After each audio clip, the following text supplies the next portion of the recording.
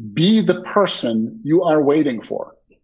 Become that person that you are waiting for in others. If everybody does that, we've solved the problem. It's June 13th, 2021. We're going to talk to Mr. Nils Melzer, who is a special rapporteur on torture. Welcome in Potkaars. Potkaars is a Dutch podcast.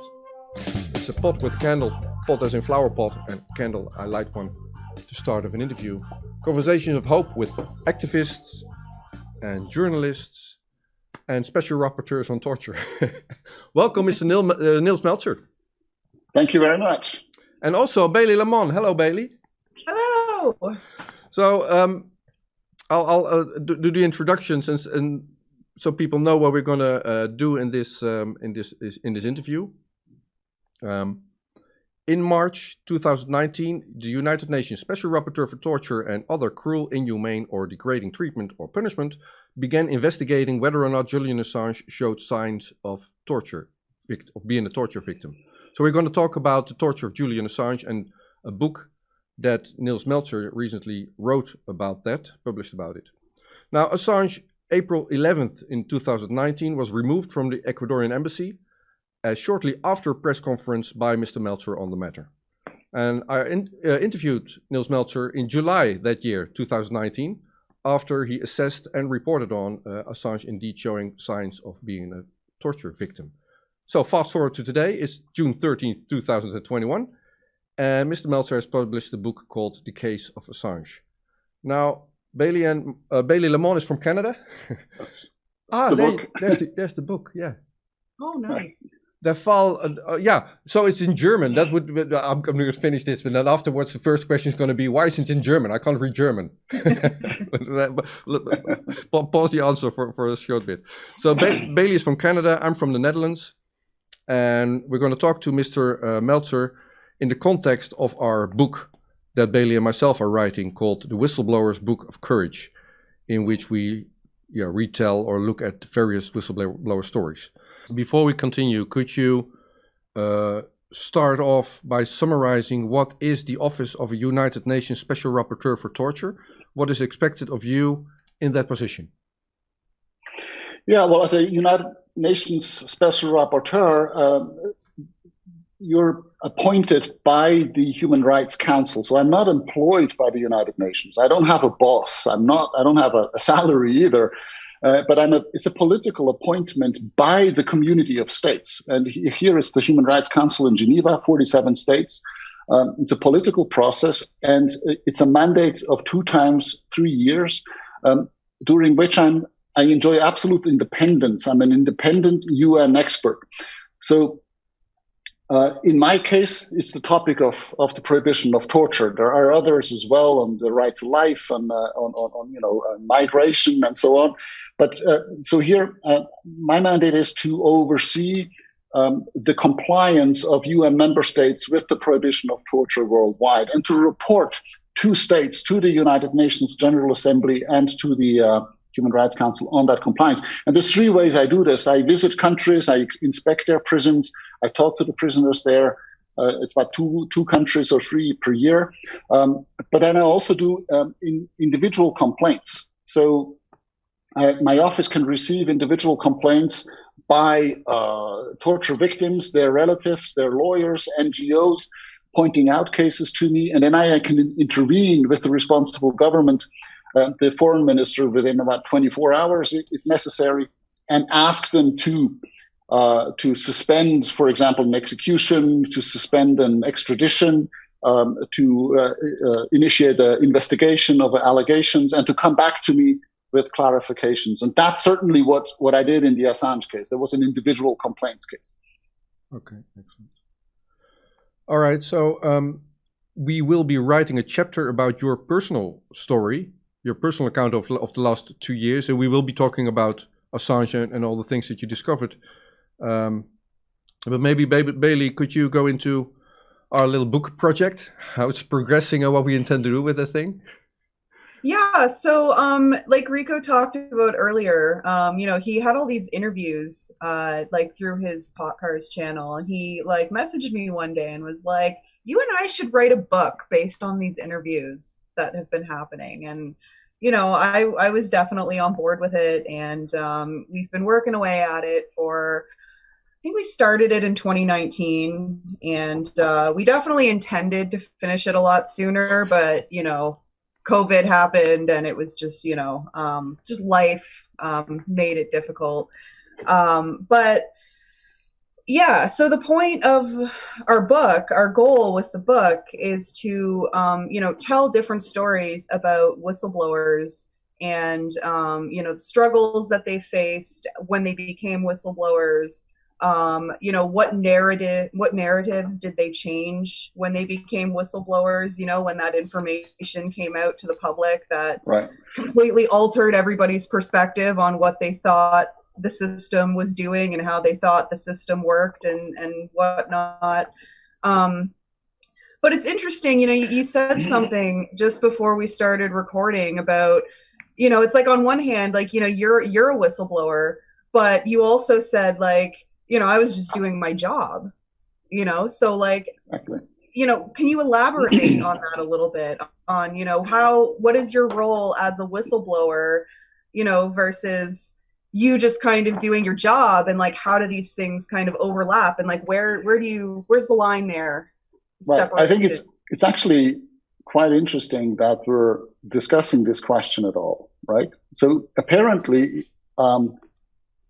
just doing my job as a UN Special Rapporteur is already being perceived as somehow crossing the lines, and so that is really scary, though, because yes, well, obviously, as there are various kinds of whistleblowers. Obviously, there's not one size fits all, or cannot put all of them in the same box. But essentially, my understanding of a whistleblower is someone who's part of a company, a system, a governmental system, an authority, and they play their role there, and they may become aware of misconduct, and they try to address it within the system, and because it doesn't work, then eventually they are in the moral dilemma to either shut up and just accept that tolerate the misconduct, or become complicit in it on the one hand, or then to kind of break their confidentiality rules and go to inform the public about it, because it's just morally they cannot live with becoming complicit or complacent in that misconduct. Now, I'm mandated to monitor the compliance of states with the provision of torture. So it is my job to inform, obviously, first the states, but also the public when violations happen. But clearly, the states have mandated me to do that. And the point of this is that they will then also take those allegations, and at least they don't have to agree with them, but at least they have to investigate them, right? Objectively, independently, and if there has been a violation, they have to prosecute the perpetrators, the torturers, and they have to compensate the victims or their families and so on.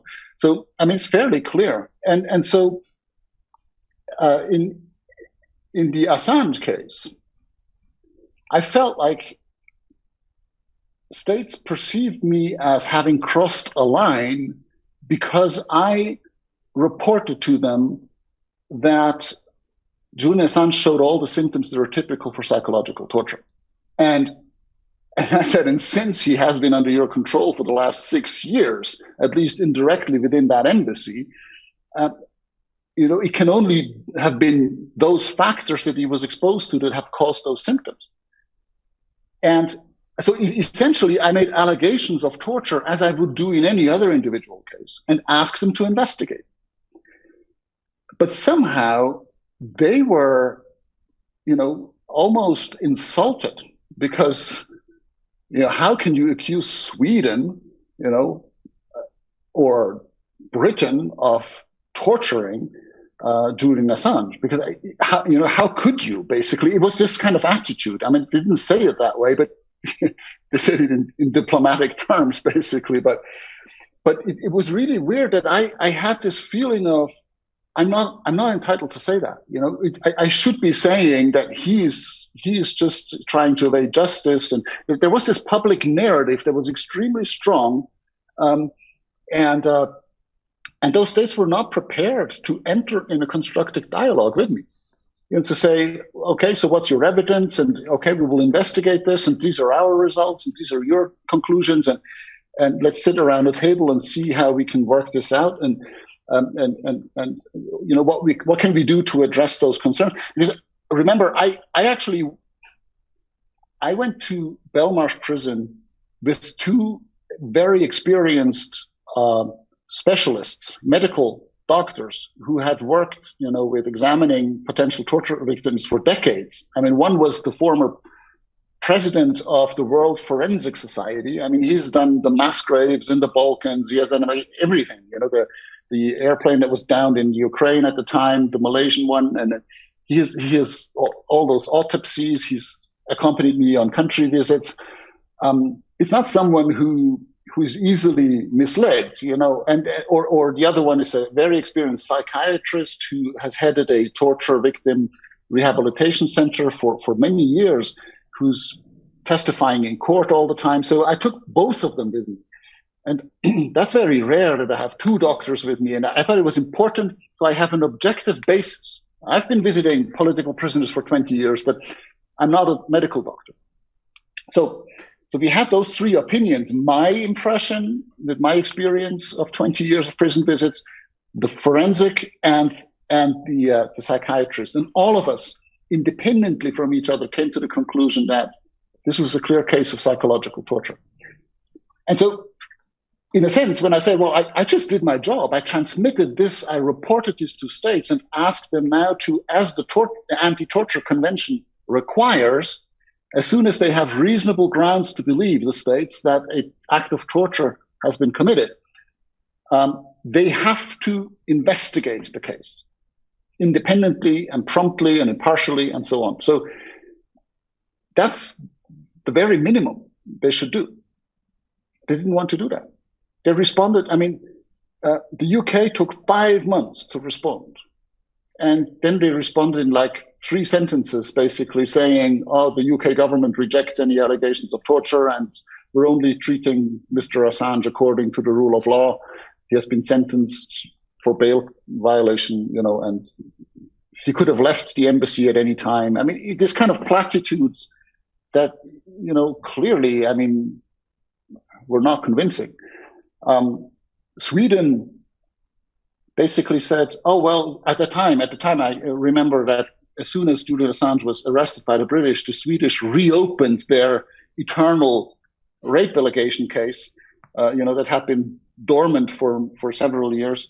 And so the government responded to me, oh, this is a pending proceeding. We're the government, we're not the judiciary, so we can't comment on a pending case.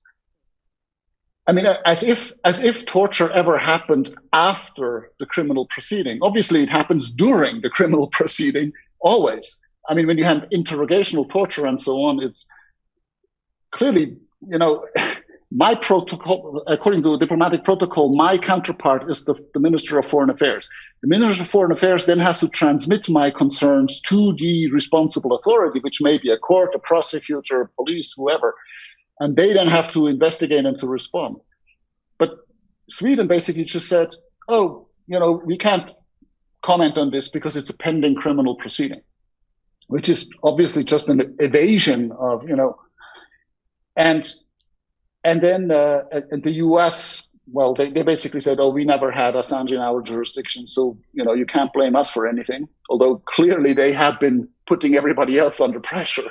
I mean, we even have written evidence, letters sent by US Congress to the president of Ecuador saying, if you want our economic support, you better hand over Assange. I mean, it's written out, in plain English. So it was clear that who's the motor behind all of this. And so this was the first series of letters in end of May 2019. And then so I felt I can't accept this. Now here I got into a similar, I'd say, dilemma as a whistleblower, because I was part of the system. I had used the methodology of my system, which is to write diplomatic letters to the ministers of foreign affairs and presenting the allegations and asking for investigations and making recommendations of immediate measures of protection for Assange. But it didn't work. Precisely as is the case for whistleblowers, right? They try to report within the system, but the system doesn't work. And now it's just like this, that it's very frequent that the system doesn't work when I report individual cases of torture. States just acknowledge, they've received, well, if they respond. In 30% of the cases, they don't respond at all. In other cases, then the Western democracies usually respond and send very nice letters explaining why they can't investigate this because it's a pending case, or that I shouldn't worry, that, obviously they're very committed to the prohibition against torture, and that they have investigated this case and that there's nothing to worry about. So I get very often these kinds of platitude responses, and in 90% of the interventions I do, I don't get a satisfactory response. Now, this case was particularly striking because I had invested so much. I actually had gone to visit the person together with doctors. We had come to objective results, and we had presented them to the government, and they simply ignored it. And I felt, I can't accept that. I can accept that they conduct an investigation and come to a different conclusion, but that they don't even investigate. They don't even want to talk about the case. That to me was not acceptable. And I felt like, especially because this case has an emblematic importance, it goes far beyond the person of Julian Assange, right? It's really about the rule of law, due process, but also press freedom, the intimidation of investigative journalists, which is a broader trend at the moment, right? So states were about to criminalize investigative journalism through the case of Assange. And because they had created this narrative about Assange being a rapist, a hacker, a traitor, everything that people disliked, it was much more easy to establish an example, set a precedent with him, because no one would really care that much, right? No one liked, Assange. The broader public just had a very negative image of him, and that's why they would accept that the governments would set a precedent with him. If they criminalized him for publishing secret information, everybody somehow had this emotional impression that this was because he's a bad guy, and they couldn't objectively see that what's happening here is that states are setting a precedent, criminalizing a journalist for publishing the truth, the whole truth, and nothing but the truth about their misconduct, and that becomes a crime.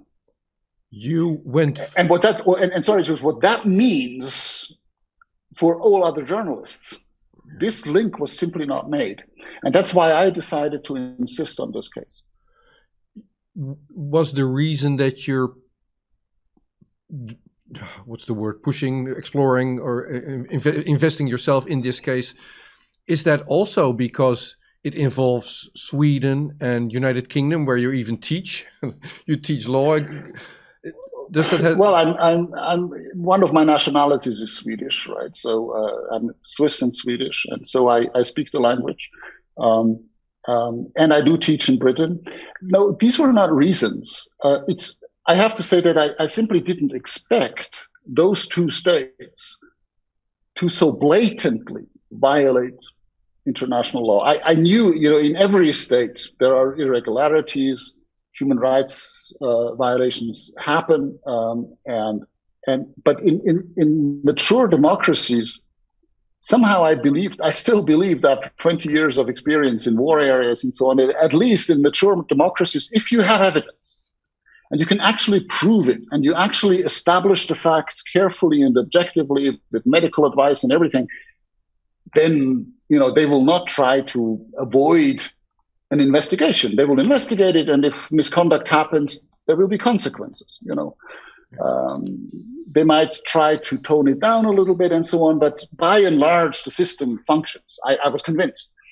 And that to me was profoundly shocking to see when I started, scratching the surface of this case, how much dirt came to the surface, concerning these states. With the United States of America, it's a bit different because it's a world power. They're engaged in a lot of military operations and so on. And we all know that, it's nothing new that violations happen. And because of the enormous power of the United States, that by and large, there is impunity for that. It's a huge problem, but that didn't come as a surprise that they would be bullying other states. But to see how Sweden was systematically abusing its institutions to persecute a journalist, that I thought was outrageous. And then to see how the UK was complicit in this and actually even pushed the Swedes very often, to cross certain lines and not to come and question him in London and to keep the case open, although there was no evidence and so on, and not to take those steps that any kind of law-abiding state would take according to due process. So to see the complicity between the UK and Sweden.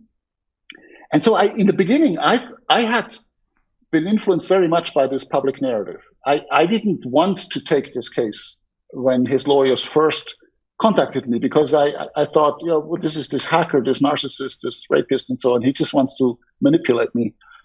And so only when I looked in the second time they came around and they gave me some pieces of evidence and I started scratching the surface a bit, and I saw all these contradictions that came to the surface. Then I was really intrigued, and I thought, well, I really have to look at this, but I wasn't sure whether these are just conspiracy theories and so on. So that's why I went to visit him with two doctors, because I said, this is so politicized. This has been around for so many years. It's impossible to get an objective assessment without actually visiting him and seeing for myself. And then that was really the turning point.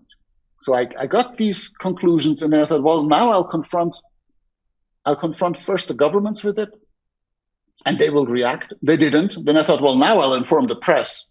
And guess what? Once I inform BBC about what their government is doing, that's the end of it. It will be a huge scandal. It will blow up in their faces of the governments, and they, Sweden will have to investigate, and there will be people, have to resign and stuff. I was absolutely convinced that the mainstream media, they would pick up this story and actually give it the importance it has because of the societal importance of what's going on. Because it's not just about Assange, because it's about them actually. It's about, I'm just taking the BBC. It's about the BBC's ability to freely report about government misconduct. And so when they didn't pick it up, the BBC actually interviewed me on the day of my press release, the 31st of May, 2019. I'm telling you because there is no trace of it. BBC World interviewed me live, so it was broadcast once. The next hour, it was gone. Actually, I think BBC World is every 30 minutes, so it was gone. The next news hour, it was gone, and so there was no trace of it on the whole internet. The same happened with Sky News, the other big British TV broadcaster. They interviewed me live. Short interview, a couple of minutes. The next hour, it was gone. And the only proof there was really that it had ever happened is that some people had actually taken, photos of the television screen. So it had been I know it had been broadcast once, but that really shocked me. And I contacted BBC and I said, I realize what I'm saying is scandalous because I'm claiming that the UK, which is the quintessential rule of law state, in its image, that the judiciary is biased that the Crown Prosecution Service is colluding, with intelligence services and everything and other countries to actually undermine the due process, rights of Julian Assange, and that essentially contributed to psychological torture. And so, if I claim that, that's outrageous. But then there's two possibilities: either I'm right or I'm wrong, right? But either way, you should care, because if I'm wrong, then you need to expose me, and then I need to resign, because it's outrageous what I'm saying. Or I'm right, and then you should really be worried about your government and your state, and then you should confront them, and you should actually, then they should resign. But there's just nothing in between, you see, and so I contacted them and said, look, I know you might not agree with my assessment, but why don't you invite me for a hard talk, their interview program, and you can grill me and, expose me when I'm wrong. And they responded, well, we're grateful for your interest, but right now this is not newsworthy. And I just felt like, how can it not be newsworthy?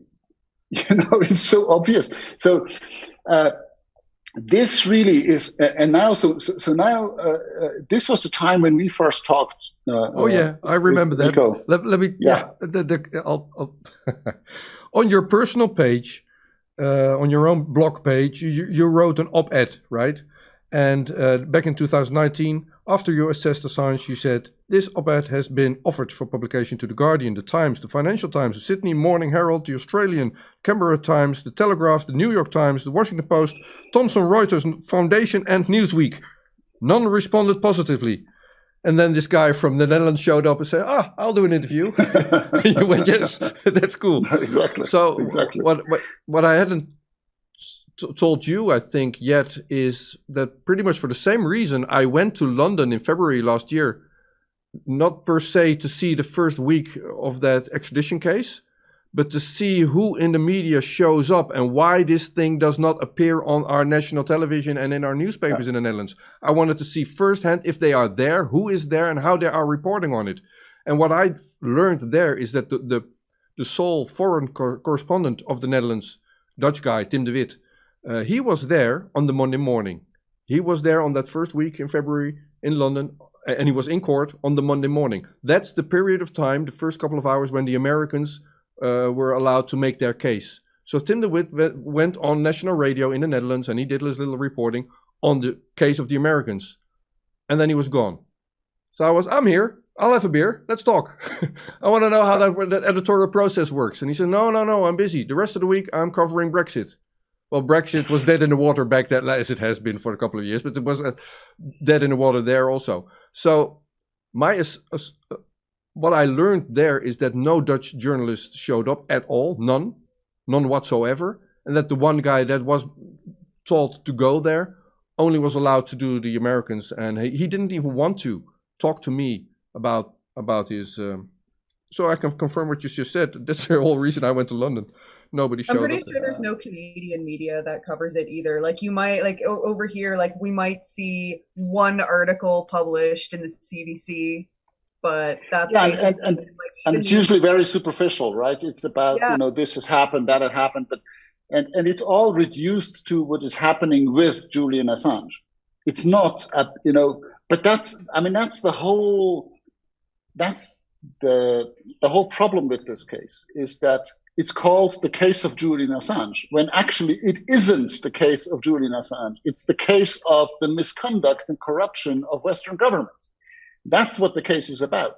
But everybody discusses Julian Assange all the time, and so, because obviously, so I always say he has been the one who put the spotlight on the states, the elephant in the room, the war crimes, the corruption, the misconduct, and so on. And now they have taken that spotlight out of his hands and have turned it around against him. And the public, as everybody does in a dark room, they just follow the spotlight. If you're sitting in a dark room and the light goes on, everybody stares in that corner. where the light is because you can't see anything else. And the media is really the spotlight of society. So if they point at someone, everybody will be looking at that person. If they don't point at the war crimes, nobody will be discussing war crimes. And what the public is not aware how guided their interests are. They think that, well, they're free to discuss.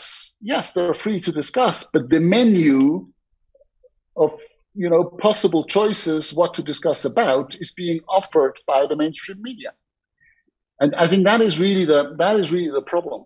How strongly the public opinion is manipulated, and even when Julian Assange is being discussed, it's him being discussed and his case and what will happen to him or hasn't happened to him or whatever. But it's really not about the actual elephant in the room. And that shows how successful these states have been and how well this machine already works, because everybody pretends like, oh, this is all still open and maybe he will not be extradited and then this will prove that the rule of law is functioning, when actually for 10 years the rule of law has not been functioning. And for 10 years everybody has been intimidated because they see what's happening to him right now and for the past 10 years. I mean, it's not like if he's not going to be extradited 3 years from now, that somehow this is justice. No, then this means he has been, persecuted for 13 years.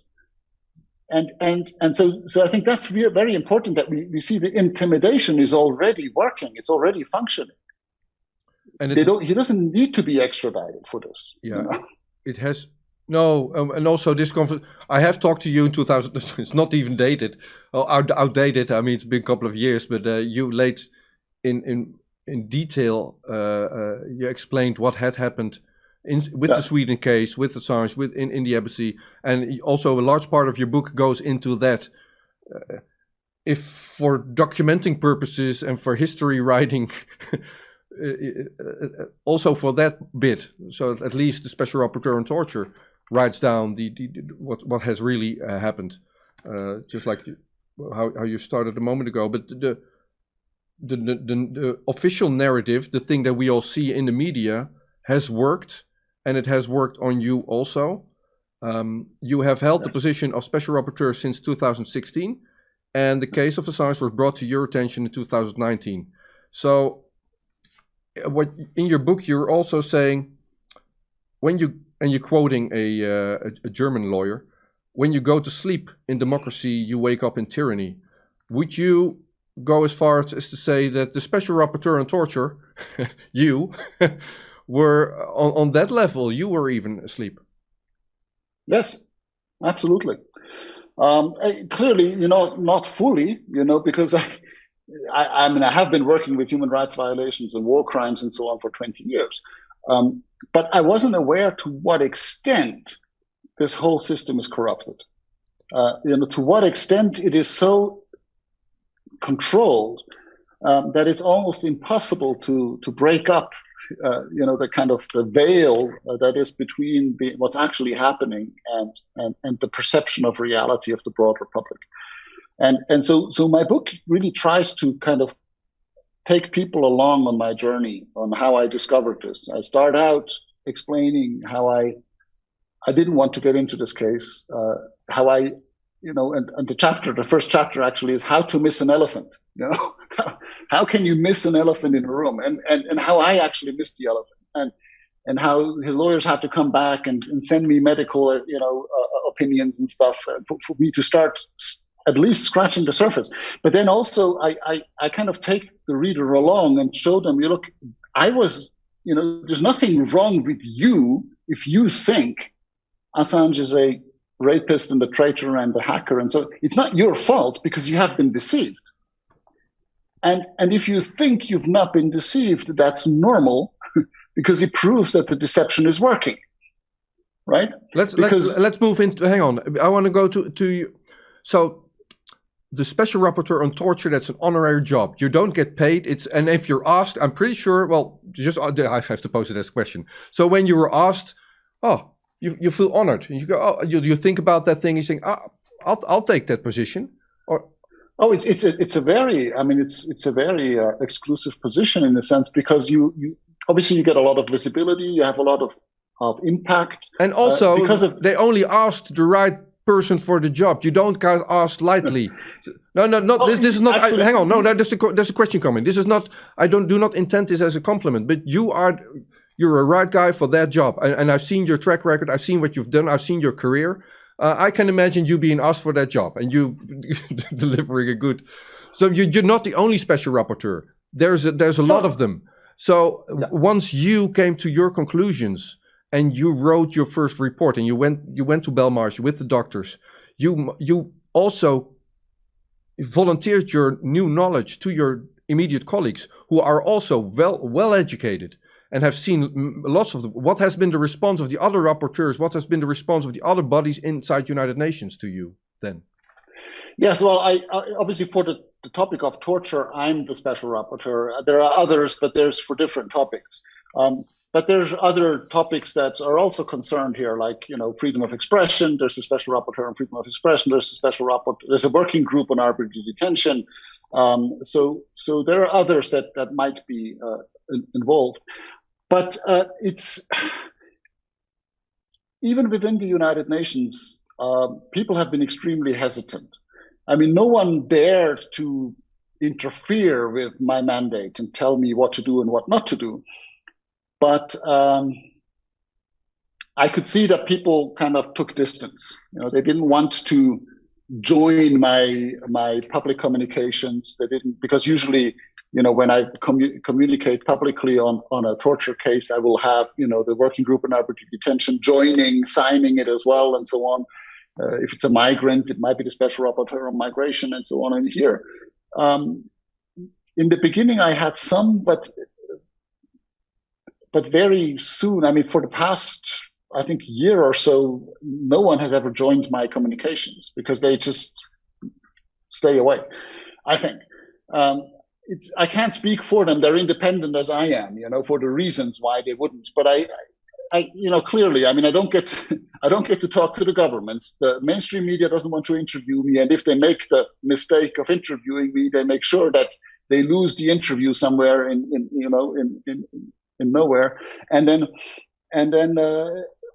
I wanted to talk to the High Commissioner for Human Rights when I realized that, as the Special Rapporteur, which is already quite an influential position, I went to New York, I reported to the General Assembly, I went to Geneva, I reported to the plenary of the General Assembly in New York, the plenary of the Human Rights Council in Geneva. I did my press releases, I did my interview with you at the time, and so on. And I realized it's not working. There's no reaction. So I thought I'd talk to the High Commissioner for Human Rights, because she's a Deputy Secretary General of the United Nations, for God's sake. I mean, that's really high placed, and she's in charge of one of the three pillars, right? We have international peace and security, we have human rights, and we have development. And she is kind of the boss of human rights. I mean, that's the most influential person in the United Nations on human rights. And she's hosting my office. My office is under her kind of, auspices. She's not my boss, but she's hosting my office. So I asked for a meeting with her. And incidentally, actually, there were 5 of us, that wanted to see her on this case. Bilaterally, we wrote a letter to her in January last year, 2020, that we wanted a meeting with her and to discuss this case. And we explained, that it had been impossible, that I had intervened a total of about 7 times on his behalf, and it was just nothing. There was no results, and we needed her to somehow get engaged. She wouldn't want to see us. She found an excuse. Oh, she didn't have time, and we were very. I'm based in Switzerland. I mean, I can meet her anytime. It's not like we had a small window where she just couldn't arrange it. But I could see her, any day. And she delegated it to someone that wouldn't have that political influence. And so that has been very painful for me to see that the High Commissioner for Human Rights and Michelle Bachelet she has been traumatized herself by the Chilean dictatorship that tortured her father to death, and she and her mother were political detainees at the time. So I thought that she would react to that. It's impossible. It's impossible to have a meeting, not only for me, but for others that want to talk to her about this case, in order to get her to support that cause.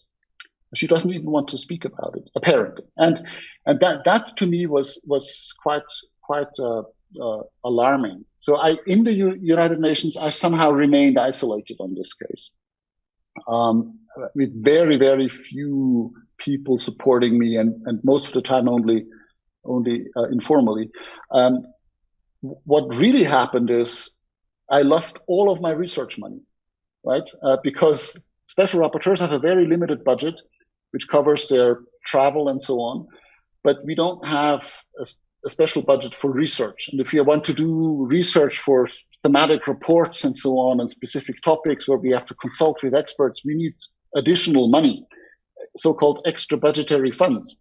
And they're always given by states that want to support their mandate. And I had received, I think, almost $150,000 from the Norwegian government in the end of 2000. What was it? It was in 2017. For the purposes of my mandate, I could freely use that money. And they actually, as soon as I intervened on the Assange case, in the end of 2019, they asked for the money back. Money back? Well, that amount that I hadn't spent yet. Oh, okay. And I had counted on, $150,000 is a lot of money. I'm not going to spend it all at once. I'm going to have, $20,000 a year or something for my 6 years of my mandate. So I can always hire a researcher. I can organize expert consultations and so on. Now, they didn't say that this was because of my Assange engagement. And I have no evidence that this is the case, but they never would, obviously. States always find a bureaucratic reason. Now, I'm saying this is one thing. Then I have not received any since then. Since my intervention for Assange, I've not received one single dollar on extra budgetary funds from any country at all. I mean, even those that would traditionally, that have, freely give money for research projects and so on. Like, the Denmark is a big sponsor of my mandate. That when I took over the mandate in 2016, the ambassador told me, whenever you need support for a project or something, you just tell me and we'll sort it out. I've just as recently as 2 months ago, I've asked them for support, and they said, no, we cannot. And obviously it's never has to do anything with this Assange engagement. It's always for some bureaucratic reasons why they can't. The only country that still supports me and substantially does is Switzerland. But it's not a coincidence, I think. If you see in total, you engage with a case where there is a clear public narrative, and all of a sudden there's just no support. There's just like 100,000 bureaucratic reasons why your mandate cannot receive, $5,000 for a project. I mean, which is pocket money for these states. It's really not an issue. But had I intervened on the Navalny case, I suspect the situation would be completely different. Okay. Well, yeah, that's a good point. If this was about Navalny, right, it probably would have been much different. And there's definitely this narrative, in the media and with, anybody who lives in a Western country. Like, we all get told growing up that, we're lucky to live where we live because there's no torture here. There's no human rights violations. That's something that happens in other parts of the world, not here, right? We all grow up with that narrative. That's like the dominant understanding in Western countries.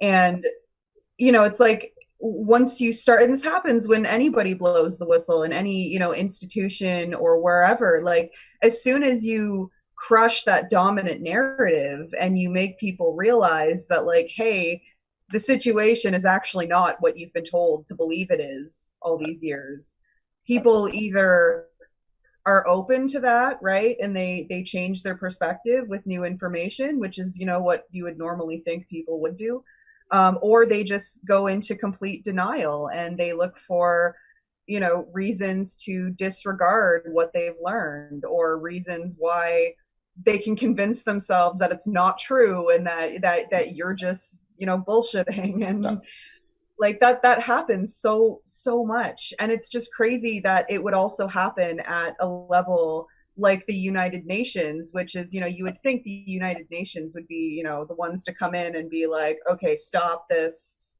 bullshit. But think about it. But who are the United Nations? What is it? It's an organization of states. It's an organization of states created by states, you know, to protect the interests of states. And so it's not about protecting human rights. No, it's not. I mean, yes, it says so in the charter, but it's not about that. And you can see, I mean, it's so obvious. But it was very shocking to me to see how the system didn't function in the Assange case. And what's important, it triggered a broader interest. I actually joined forces with a neurobiologist and a social psychologist, and I researched collective decision making from a scientific point of view, because from a legal and moral point of view, I had hit the end of the road. I realized, I mean, if I intervene in Iran on corporal punishment or Saudi Arabia and I don't succeed, I'm frustrated, but I'm not surprised. But if I can't, you know, if I can't intervene with my traditional allies, like Sweden and Britain and, you know, Germany and these, and they just are in complete denial of reality, then, well, you know, what's left? And so I really hit the end of the road, and I thought, well, okay, let me change perspective. And I actually, you know, had lunch with a neurobiologist, or a neurologist, actually, a brain surgeon who had also specialized in political science later in his life. And so I asked him, you know, what do you think about this? And he says, well, it's normal. You know, it's maybe not moral and legal, but biologically, what else do you expect? And so, well, I said, okay, could you please explain that? And I said, well, you see, our operating system, our software, it's not 2021. You know, it's like 5,000 before Christ. You know, our biological operating system is like a caveman's operating system.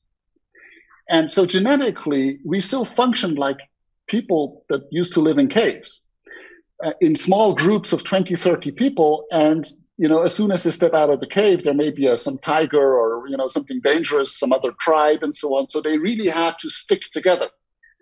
And so, you know, justice was not really the first concern. It was about survival.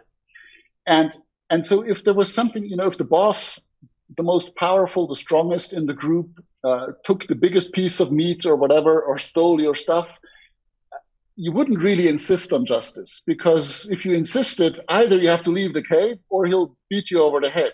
In both cases, you're dead. So it means that those people that basically rebelled against power at that time, they would not survive. You know, either they're stronger than exactly, you know, and then they'll survive. Yeah.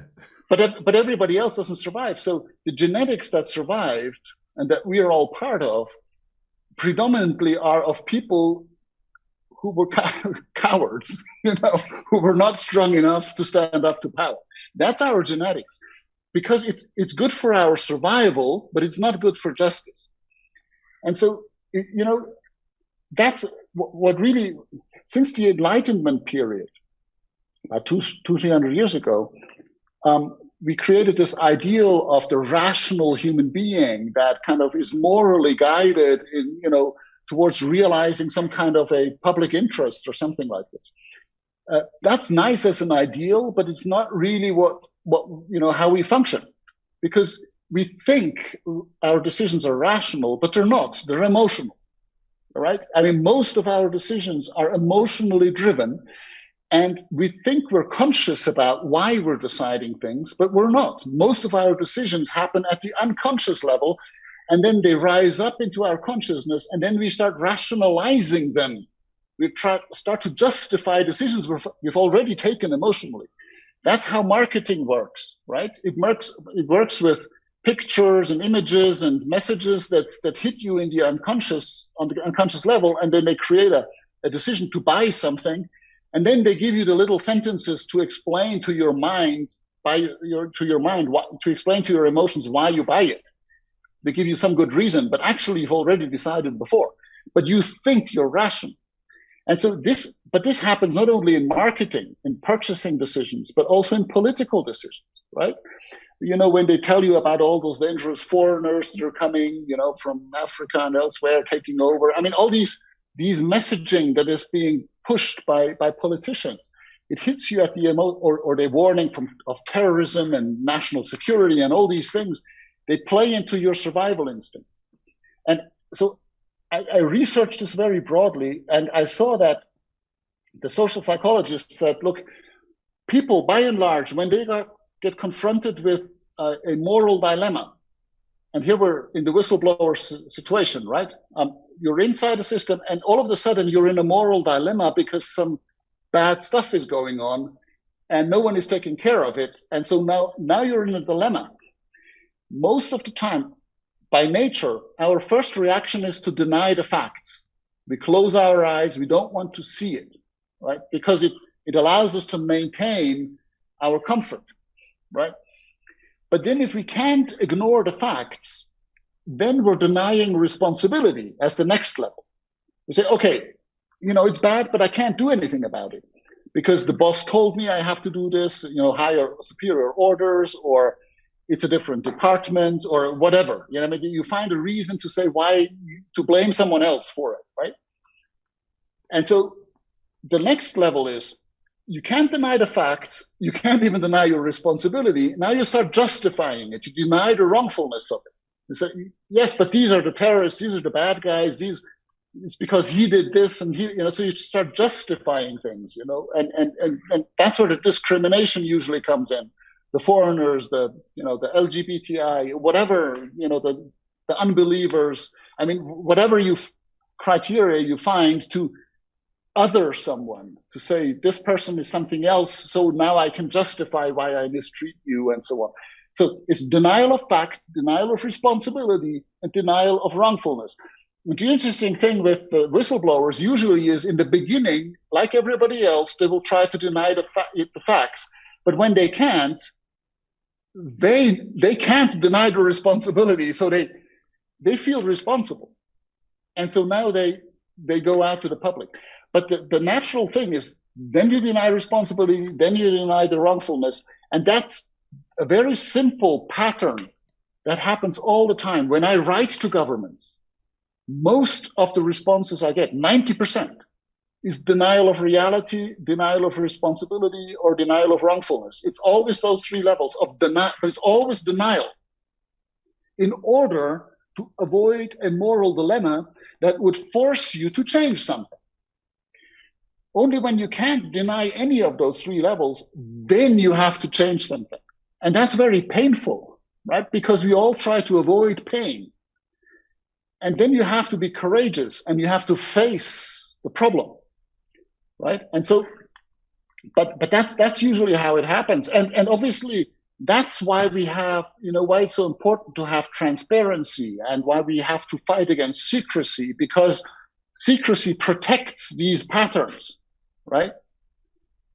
It protects the denial of facts because it's secret, so you don't even know, right? So it protects it blurs who's responsible. So it allows you to deny the responsibility because the responsibility chain is secret, right? But that's why also states are so keen on secrecy, because it allows them to maintain this type of illusion, this fake reality. And that's also why the public generally doesn't even want to know, because they can know today, even though it's difficult with the internet and so on. By and large, if you want to know, you can know. Maybe not everything, but you get the big picture, right? But most people, they don't, because it brings them in a moral dilemma. So they don't want to know. That's the biggest. It's also what in my book, I come to this conclusion that it's not the main problem is not that people don't know, it's that they don't want to know. And this only changes when it becomes more painful not to react than to react. When you have been so exploited by the powerful that you lose everything. When you have nothing left to lose, then usually you start rebelling, right? Like the French Revolution and so on.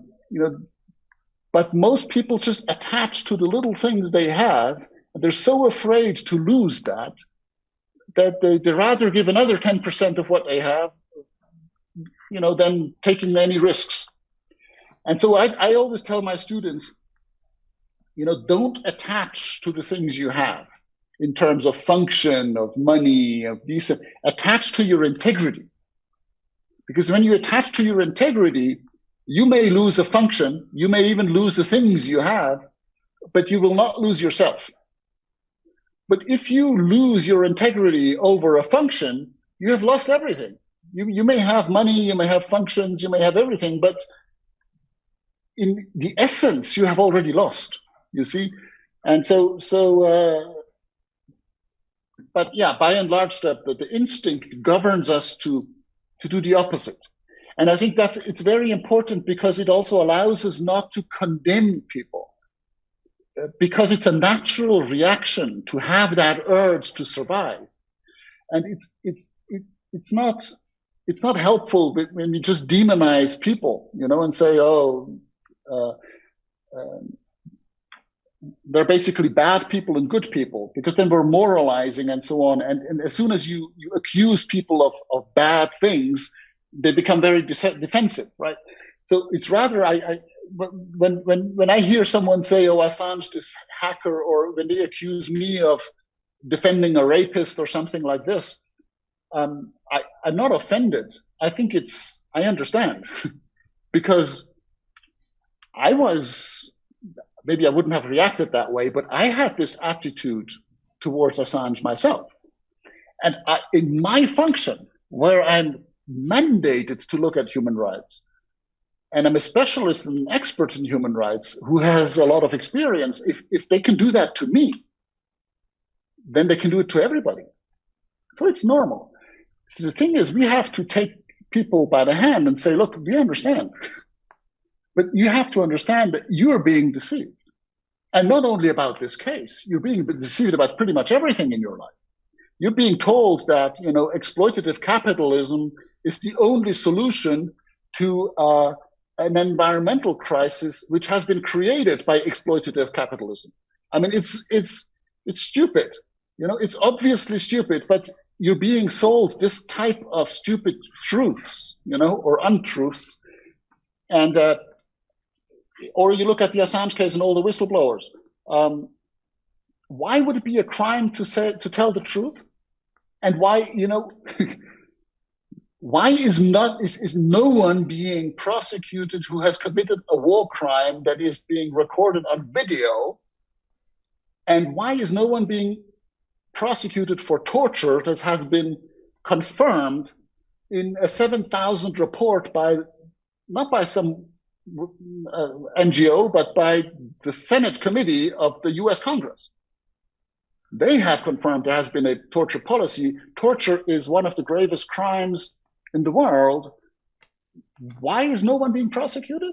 And why are those that have exposed it, John Kiriakou, the only CIA agent who has ever been prosecuted for torture, is because he has exposed it, not because he's done it? I mean, how is that possible? And how does that, how is the public prepared? because that was so troubling to me. How can the public live with this obvious absurdity that everybody knows that this has been committed, these crimes have been committed, and nobody is ever being punished for it? We know that. We know that the Iraq war was illegal, that it wasn't a war of aggression. Nobody is being punished for it. And why does the public accept that? This remains without punishment while everybody who's pointing their finger at these crimes is being punished and persecuted and destroyed and vilified. Why does the public accept that? And I think the answer is precisely that, because we're all operating on the caveman system. And we're all afraid because it becomes complicated. You know, once you accept that the reality as it is, well, you can't just go to McDonald's and, you know, switch on your TV in the evening because you're being told, you know, lies, so, or at least half truths. So now you have to stand up, you have to take responsibility, but you have your kids to take care of, you have your job, you have your house, you have your dog, you have all kinds of things, you know, that so you don't have, and you don't know how to do this. It challenges people now, to take responsibility. The thing with the caveman story is back in the day we didn't have internet, and there were groups of 20 to 30 people, like you explained, like 5000 BC, and you couldn't get away with crime the way you can now. So the transparency was built into that system, and I'm pretty sure if the top caveman misbehaved regardlessly, then the rest of the group would eventually group together and kick him out. No, maybe I'm the optimistic. I don't know either, but I'm the optimistic guy. But the thing is, the question that I want to move into is, I like the separation of power. I like our state system. I like to think that we have mature democracies also. However, we've forgotten one thing, maybe the most important thing, and that is that transparency. The more power you have, the more accountable you need to be. And here in walks Julian Assange with his WikiLeaks, and he sets a big, massive light on war crimes, and that's the reason that he's being persecuted to death. Now, before you took on the Assange case, you already were a published author. You wrote a book in 2008. And maybe you can go into that thing, targeted killing in international law. It was highly regarded, or it is highly regarded. And what I want to ask you is, having done that investigation and writing that in your book, is Assange being a target of elaborate, a target? Is he a targeted killing victim here? And was that also in your book in 2008, or have you learned something new observing the Assange case? Well, the targeted killings that I was looking at here is really this type of targeted killings of suspected terrorists. I mean, it was a consequence of 9/11 and you know the drone killings that then picked up, you know, the kind of capture or kill operations, and especially when Obama took over and he wanted to close Guantanamo. You know, basically, he just didn't want new prisoners. So what we can see is that the drone program was being ramped up. And we all think, you know, Bush was, you know, that kind of the president that, well, yeah, he introduced it. But in his presidency, there were, in average, I think, about 2 drone attacks per month. Every 2 weeks there was one, and obviously, every time you would have, you know, several people being killed, and so-called collateral civilian deaths. But under Obama, so 2 per month. Under Obama, it was 5 per week. I mean, it's an enormous increase from Bush, and that's an average over 8 years. We all know, you know, was it kind of the Tuesday killing list meeting that you know Obama used to have along a cup of coffee. He was basically going through the list and getting the briefings who could be targeted. And then under Trump, it completely escalated to 3 per day. And we don't even know about this because it's not even being reported anymore by the press. But targeted killing, as the way I defined it, really is not people that are in your custody, because then we're just talking about murders. When you kill someone who's in your custody in prison, then we're not saying it's a targeted killing. At least in the kind of technical terminology, we say it's a murder or an execution. But no, I mean, Assange he's being persecuted. Clearly, he's being put under enormous pressure. In my view, in my analysis, it does easily amount to psychological torture, what is being done to him. The goal is not to make him confess anything or coerce him to do anything. It is to intimidate everybody else. And it's good to remind people that torture, the main purpose of torture in the world is not interrogation, because the interrogators know that it's a lousy method to find the truth, because you can force anybody to say anything with torture, but not the truth necessarily. Yeah, you have no way of knowing whether it's true what is being said. But what is very good and very efficient in doing is intimidating people. That's the main purpose of torture. You intimidate the person themselves that is being tortured, or the wider public, or their family members that have to watch it, or here the journalists that are watching what's happening to him. That's intimidating them, and that's the purpose of it. And that's why they're trying to break him. I guess there's also a punishment element in it, that they want to punish Assange and especially to silence him. The purpose is to keep him isolated, so he cannot communicate with the public, that he cannot do his work. And let's also remind everybody, Julian Assange is not serving a sentence. He's been, yes, he was convicted for bail violation, which is really a bogus judgment in my way. In my opinion, obviously I could explain that, because he had a clear justification. It's like Navalny was sentenced for bail violation, right? Because he was being treated in Germany at the time. Clearly, he had a justification. I mean, it is absurd to sentence him for bail violation if he was fighting for his life in a hospital in Germany, right? There was no culpability. Yeah. But just as much, Julian Assange, I mean, he was not trying to do, I mean, he was trying to protect his life. He was afraid to be extradited to the US and asked for political asylum, not from rape allegations. He said, I'm happy to come to Sweden. Just give me a guarantee that you don't send me to the US. He offered this 30 times. Just last week, I was in Sweden. I talked to his lawyer, and he said, I personally told the government, he's coming to Sweden. Just give him this guarantee you won't send him to the US. And they refused. So, and by the way, I have to say this here. On the 4th of January this year, the first instance court actually refused extradition. They said, we can't extradite Julian Assange to the US because the prison conditions are so cruel, he's likely to commit suicide before he even gets there. So what she actually confirmed, that's precisely why he asked for asylum. She confirmed that he was right to ask for asylum, that he was not paranoid.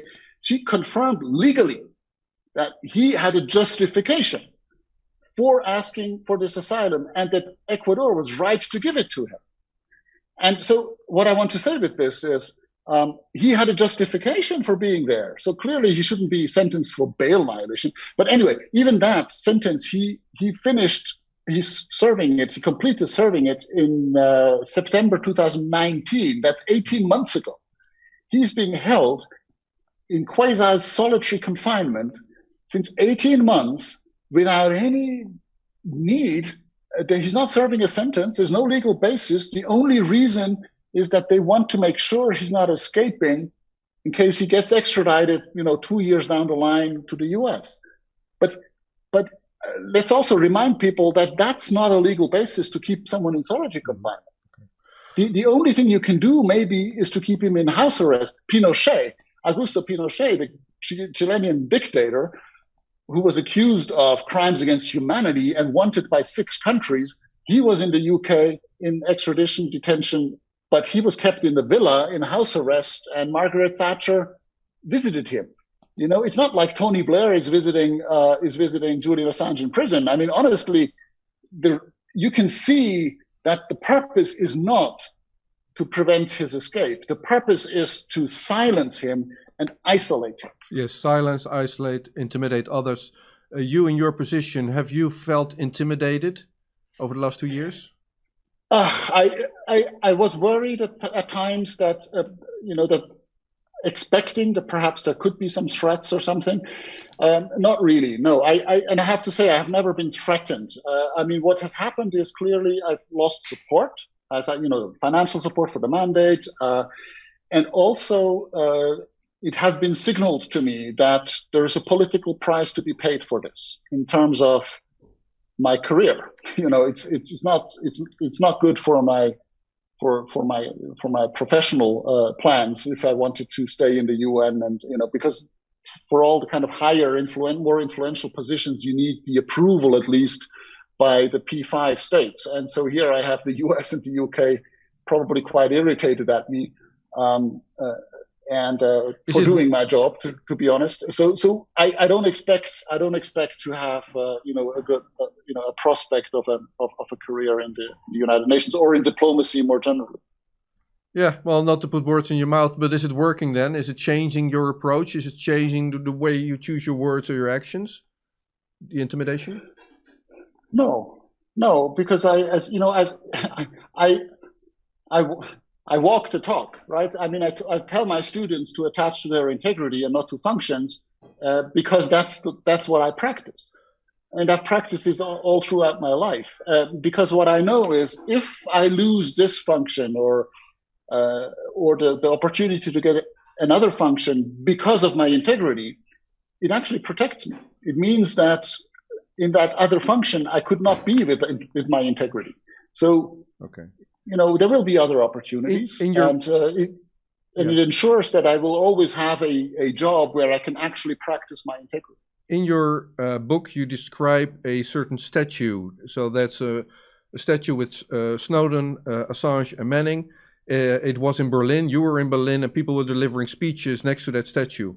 Would you take us through what went through your head and how you delivered your speech, and what was the deliberation there? Yeah, that was a key moment for my own awareness of what I was actually doing. So that was in November 2019. I had just sent my second round of letters to those 4 states, Ecuador, UK, US, and Sweden. And I received my responses where they basically refused to engage in a dialogue. It terminated the dialogue with me. So it was clear at that point, I want to say, that after 6 months into my engagement in the Assange case, that the diplomatic path actually had failed. And so there was this statue by Davide Dormino, which is called Anything to Say. So the question is, do you have anything to say? And the statue consists of 4 chairs. And those 3 of those chairs, you have those 3 figures of Julian Assange, of Chelsea Manning, and of Edward Snowden standing on that chair. And the 4th chair is free. And the name of the statue is Anything to Say. So it invites you to literally step up and, take a stance. And so this statue was unveiled at the Brandenburg Gate in Berlin, in Germany. And we had politicians, there was a little kind of tent with a little table where people were standing and giving speeches next to that statue. And I was standing there waiting for my turn, and I looked at that statue and I thought, it's calling me to step up, and so they gave me the microphone at the table, and I just took that microphone, and I walked over and I stepped on that chair, and spontaneously basically thought well, that's where I need to be. And then to my right was this huge US embassy, and I thought, okay, so I have become a whistleblower, or at least a truth teller, because Julian Assange, strictly speaking, is not a whistleblower; he's a journalist, and I was standing in one line with Chelsea Manning, Edward Snowden, and Julian Assange, and then here's me on the fourth chair. But that's where I realized that I had basically crossed a line, and I asked myself, what line have I crossed? Have I crossed the lines of my mandate? And I thought, no, that's actually the only way I can exercise my mandate. If I don't step up here, then I'm not exercising my mandate. And because I'm not mandated by those governments. I'm mandated by the states. the UN member states, and it's not those, those governments are in power now, but it's the states that they are serving or should be serving that are obliged to respect the prohibition of torture. And it's to the states that I report. So if the governments don't do their job, it does not mean I shouldn't do my job. My job is to report. I'm the special rapporteur. So I'm stepping up on this chair and I'm reporting. That's what happened. You met the statue again recently. Would you talk us through that? Would you talk us through that? Yes, that was last week in Geneva. There was the Geneva call to free Assange that was organized by the Swiss Press Club and many other co-organizers. And that was quite a strong experience because that clearly 18 months had passed since the last time I stood on that chair. And it was in Geneva, the city of human rights, the city of the United Nations, just a stone's throw away from the High Commissioner of Human Rights at the lakeside with the jet d'eau and everything. So we were clearly in Geneva. And the people that were speaking, I mean, all of the political establishment of Geneva was there and taking a stance. That was new, right? I mean, it was not just the activists and kind of the kind of left progressive. And so it was the mayor of Geneva standing up and saying, Julian Assange has sacrificed his freedom for ours. And it's like, wow. So here we can see that we see the city of Geneva has, and the canton of Geneva has basically is now on the right side of history. Right? We have the former Director General of the International Committee of the Red Cross. I mean, the ICRC and I've worked for them for 12 years, to get them to take a public stance on an individual case like this is a big thing because confidentiality is very important in their work. It's not secrecy. They need confidentiality to protect, really, in a sense, humanitarian work. And he's no longer in function, but he's a former journalist. He was the communications director and then the director general of the ICRC. He stood up and spoke clearly. So that was very strong. And at that point, I used the image that I think might be interesting for you here is of whistleblowers and journalists being the fire alarm of democracy and rule of law in the house, basically, of democracy and rule of law. Because whenever something goes wrong, basically when there's a fire and there's smoke, right, they ring the alarm bell. They tell us, hey, something's wrong here and we can't address it through the normal means. Look, take care of this because there's a problem. It's burning, you see. That's what whistleblowers do. Blowing the whistle is not a way of making music. Yeah, blowing the whistle is an alarm symbol. They're blowing the alarm whistle. And so it's like a pressure cooker, right? At some point the whistle starts blowing and then you better do something about it, right? Switching off the alarm is not the solution. But I know I've gone through this exercise myself in companies and so on where I worked, and there's the alarm drill. So you have to leave your computer, you have to get up, you have to get out. There's this, it's a nuisance, right? It's inconvenient. And so people say, just switch off the alarm. And that's what I said. Look, you can switch off the alarm and feel more comfortable for a couple of more moments. But the next time you look around, the whole building will be on fire. So that's precisely what has happened with the Obama administration, that persecuted more whistleblowers than any president or all presidents together in history in the US. What he's trying to do, what he has done, he has switched off the alarm, the fire alarm in the building of the United States. And then we're surprised if, at the end of the Trump presidency, the Capitol is being stormed by some crowds, right? Because in the meantime, this has festered, right? We're surprised if George Floyd gets strangled to death in front of a running camera. But they haven't prosecuted a single war criminal who has done these things all, in Iraq and in Afghanistan. So criminals in uniform are being defended. And, the ICC, when they want to investigate the Afghanistan war, which happens to involve the US forces as well, then the prosecutor gets threatened and the employees of the ICC gets bullied and threatened and sanctioned by the US government. When the problem really is not the employees of the ICC, usually the problem in the ICC is the crimes that have been committed. And so, but they're not being dealt with because somehow the government identifies more with their war criminals than with the values that they're trying to protect, the prohibition of war crimes and so on. And somehow instead of seeing that when you go to Iraq, you kill a prisoner, you torture a prisoner, you rape a woman, you are a traitor. You're not an honorable US soldier. You're a traitor to your country because your country has ratified treaties, Geneva Conventions, human rights conventions. Domestic law doesn't allow this type of crime. I mean, you're a traitor to the system, not the whistleblower who's actually pointing at those crimes, right? They're actually the biggest patriots, not only in the US, anywhere. The most loyal employees of a company are the whistleblowers that point out misconduct. The most loyal citizens of a country are the whistleblowers that are pointing out crimes. They're the patriots, they're the loyal employees. The others are the traitors. Yes, it might be a president who has authorized a torture program, but then he has betrayed the Constitution that he has sworn on the Bible to uphold, because that Constitution doesn't allow that.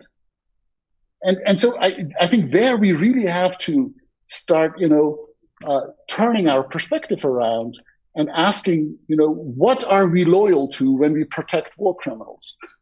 And what are we loyal to when we prosecute whistleblowers? Shouldn't be the other way around. Let me, one more analogy. If you go to the doctor and he tells you you have cancer, are you gonna sue the doctor and ask him for compensation for your cancer thing? Or maybe you should sue him if he doesn't tell you. He knows he did all the tests, but then he doesn't tell you for 5 years.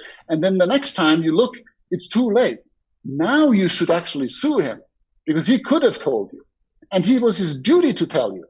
So if you are a soldier and you see these things and you don't tell your government, that's why I'm saying if you're not blowing the whistle, then you're a traitor to your system because it will fester. And by the next time you look, the whole building's burning. It's too late. Okay, thank you for that. Now we are approaching the end of this conversation, and you're guest to a podcast that I call Potkaars. This is the logo in small. It's actually a 3D print now. I've upgraded it thanks to technology. This goes into question because these are conversations of hope. I look for people that see like a system breaking down. That's what you write down in your book. In your book, you describe the breakdown of a system. It's a desperate plea for all of us to wake up. That's what you did. And on the plus side, faith in government is breaking down currently. It's open for all to see. We've had the US election procedures that many people are distrusting now. We've had lockdown measures in Corona crisis that are a blatant violation of constitutional rights. We've had censorship. This friendly podcast channel has been censored for talking to lawyers just about court cases. But yeah, if you mention something that's not in line with the World Health Organization policies, you get thrown off of YouTube. That's for all to see. Many people are seeing this. Many people are waking up. So one could argue we are waking up right now in a system that's breaking down faster day by day. My question to you is, what would you have people do? It might not be the Assange case that woke them up, but they are acknowledging now that the system is broken. What would you have them do? I think the most important thing is that we have to be the people that we are waiting for. Let me say this again. Be the person you are waiting for. Become that person. that you are waiting for in others. If everybody does that, we've solved the problem, right? So in a sense, what I want to say is, we should not, get entangled in kind of confrontations or, God forbid, violence or things like this with the current system, but we should overcome it. We should outgrow it. We have to be the future already. You can live in the future now. You can be you can see yourself as part of a dying present or part of a nascent and emerging future. And I think that's really what we should be seeing ourselves as. So we should start building the new thing. You have your podcast, others write books, they have some community services or something where, they intervene when they see mobbing cases. And I mean, everybody at their point in life where they are, they should be prepared to blow the whistle. And this does not necessarily have to be noisy. Sometimes when you see a mobbing situation, it's just sufficient to step into the circle with the mobbing victim and just to show, look, I'm standing with you. Not because I like you, but because I hate mobbing, right? It's not, this is the point. Again, we shouldn't defend Assange on the question based on whether we like him or not, but because we hate torture and persecution. That's the issue here, right? And so everybody has this opportunity at their workplace, in their family, in school, in military service, wherever you are, you can be that person who just says, look, I have my standards, this I just don't accept. And you would be surprised how much power and how much influence you have. In terms of truth, I usually say, taking again the picture of the dark room, that, and I've used that several times, saying that just one person lighting one candle in a big room full of people makes everybody see. I really would like to empower people to know how powerful they are. Clearly, we cannot change the world, the entire world alone, but we can always change the entire world for one other person, just by making a gesture in a decisive moment, or not taking part in something negative, and so on. Just having the courage to not deny reality, not deny responsibility, not deny the wrongfulness. And here I want to go ahead as an example and say, look, I was wrong when I didn't want to get into the Assange case. I denied reality, but then I don't want to deny responsibility. I take the responsibility. I say, yes, I was misled, but now that I know, I step forward. And I think these types of things are important. Just because you got it wrong once, it doesn't make you a bad person. But when you know and then you don't act, then it becomes problematic. It becomes irresponsible. You become complicit. Exactly. And then, we have a different story to tell. All right. So in closing, I want to acknowledge a lady that helped us prepare, because we both don't speak German. I a little bit, Bailey not at all. So Jamila Lepere has relearned of the Assange story late last year, when she ran into the Craig Murray story, and she dug into Assange. She read your book, so thanks for that. Excellent.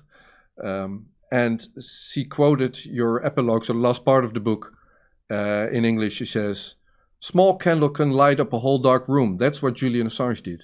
He showed us the darkness, just like he did. Any one of us can change the world by heartfelt action. To make the darkness disappear, we only need to shine the light of where we are right now, and in the ability that we have."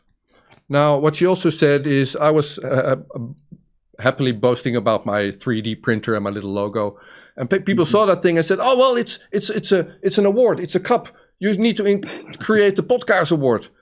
And then after delivering your book to us in English, she didn't translate it, but she talked us through it. She said, you should give Nils Melzer your Potkaars award. So I don't know what your address is. If you give me one, I'll send you the second Potkaars award.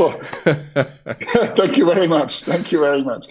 Well, look, thank you for your project, and for giving a platform to to all the whistleblowers and all the truth tellers. I think this is really, you're being part of the alarm system of our society, and that is so important. This is really what this is all about. Thank you, Nils. Thank you, Bailey. Excellent talking to you again. Het gaat hier vandaag over saamhorigheid. Dagje zonder hemel.